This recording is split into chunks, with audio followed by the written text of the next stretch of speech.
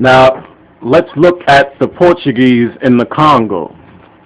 They came to the Congo ostensibly to establish a partnership, and the Africans, believing them, did establish a partnership.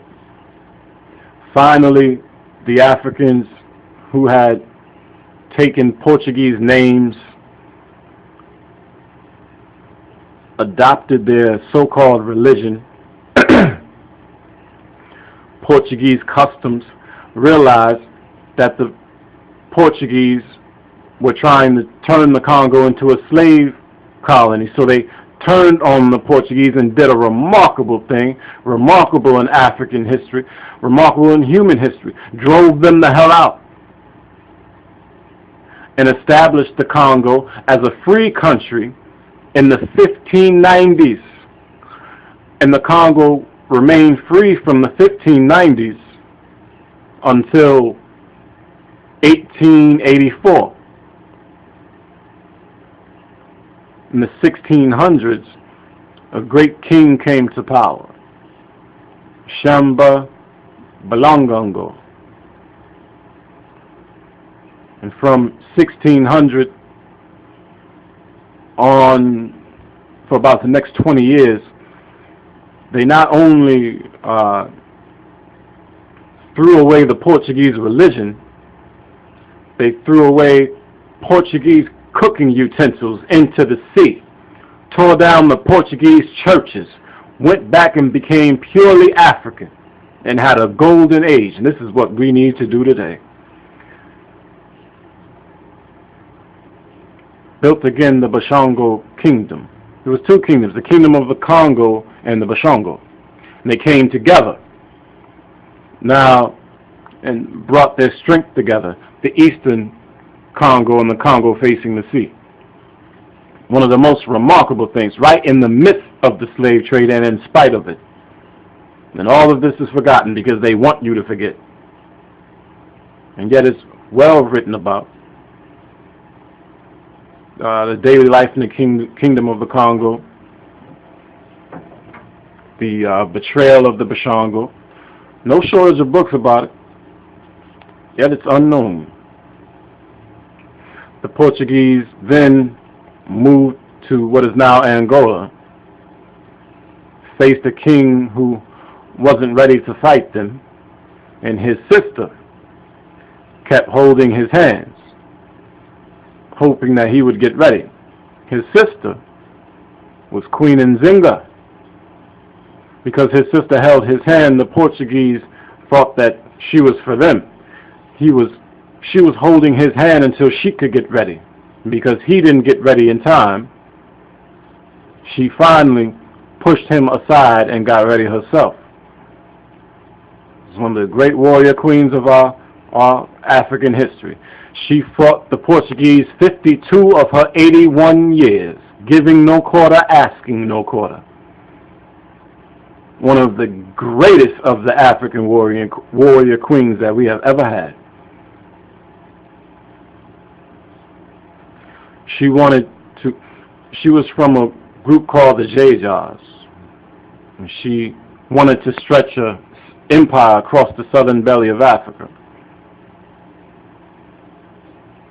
She became a Christian strategically, using it the way Europeans use it. Strategically, politically, for her purpose.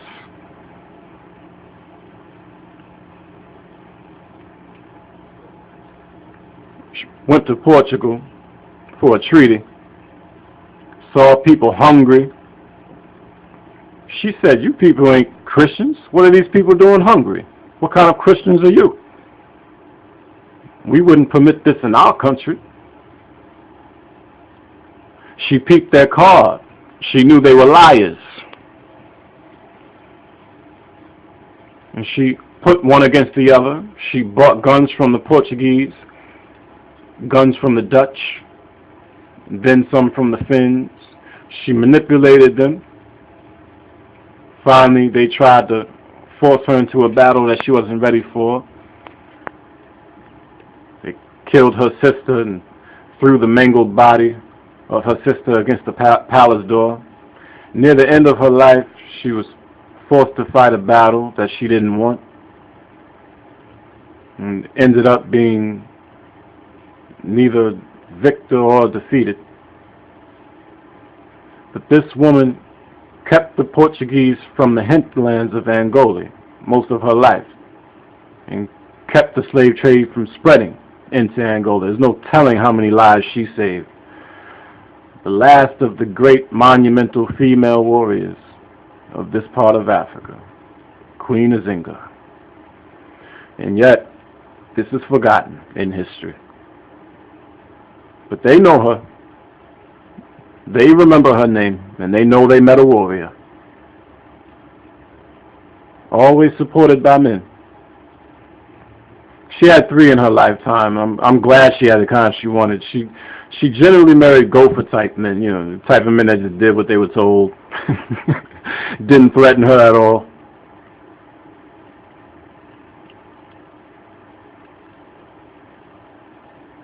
Jay Rogers did a pretty good biography of her, but the best biography of her is written. It's in French. It hasn't been translated yet. It's written by a young writer from Guinea, Abraham something. I forget his last name. John Henry Clark did a long article on her in '75. Pretty good. I read that. But now, in southern Africa,